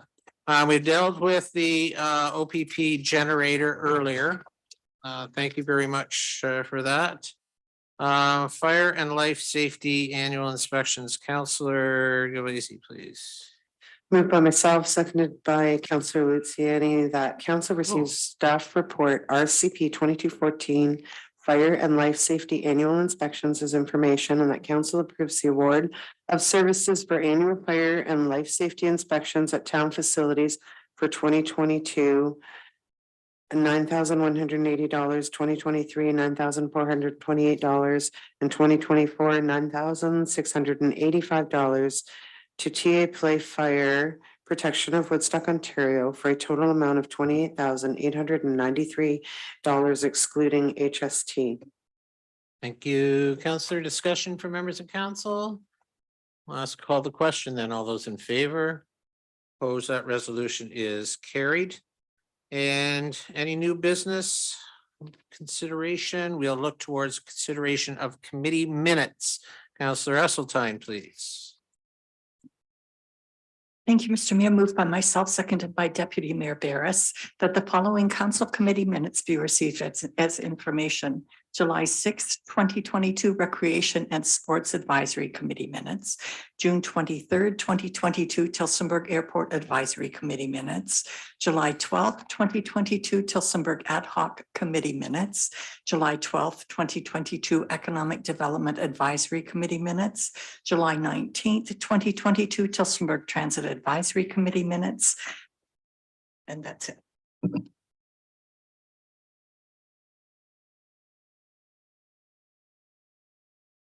Members of council, any questions either for clarity or follow-up regarding any of the minutes from the advisory committee?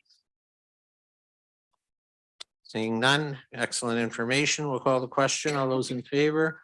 Opposed, resolution is carried. Similarly, LPRCA, Long Point Regional Conservation Authority, their minutes from the 1st of June. Councillor Rosehart, please. Thank you. Moved by myself, second by Councillor Gilvezi, that the Long Point Conservation minutes from June 1st, 2022 be received as information.